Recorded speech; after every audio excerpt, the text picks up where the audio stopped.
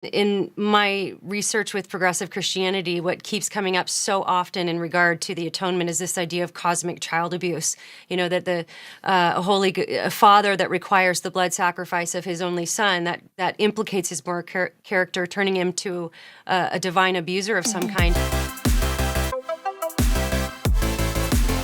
It's so interesting to me as I study the rise of theological liberalism. I've been reading about the rise of Unitarianism in the United States and New England, and it seems to always start with a rejection of the idea that we're inherently sinners. I remember reading about this one theologian that was one of the founders of the Unitarian movement, just struggling so deeply to believe that humans are actually sinful. That was the first doctrine to go for him. And then from there, it was just this snowball. Then the atonement gets knocked down, then hell gets knocked down, judgment gets knocked down. Talk a bit about cosmic treason and what your message would be to kids going to college, so that we need to understand about who we are. Yeah, so, one of the things that's going to be one of the hardest doctrines to swallow, as you said, is this doctrine of sin, this doctrine that we're rebels, because people don't want to think that about themselves.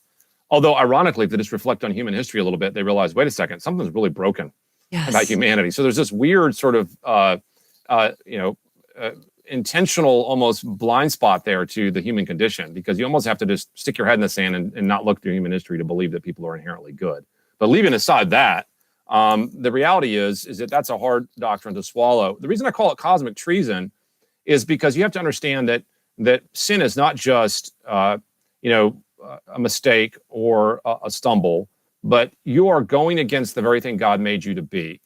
So sin is ultimately idolatry. It's ultimately worshiping a God other than God. So God has been a faithful God to us. He has loved us like a husband. We have been a wayward bride who's cheated on her spouse and runs off with other men, so to speak. But God continually and patiently goes after us, and we reject him and spurn him.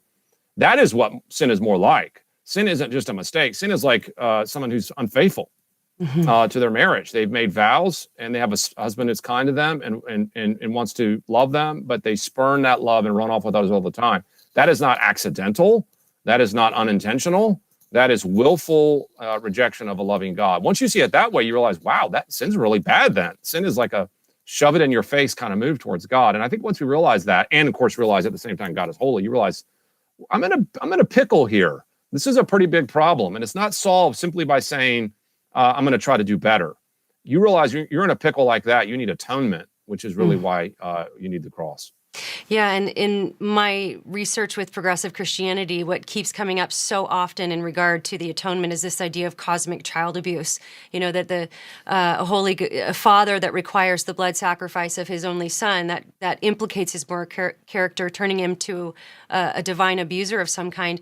But I think, like the point you just made, when we really understand how deeply sinful we are, the atonement all of a sudden becomes really quite beautiful. I knew that when I was going through my faith crisis, I knew if there was one thing I knew that I needed the blood of Jesus to cover my sins. I knew that I was a sinner. And I think that is something that gets so lost when our eyes get off of that and we start to think, I'm not so bad. I'm not as bad as that person or that person. But I think that's why this concept of cosmic treason is so powerful, because it really helps us understand these aren't just little kind of like little white lies we might say. These are like offenses against a holy God, and we have to really understand all of those things together. God's holiness, and that's why He has wrath for sin.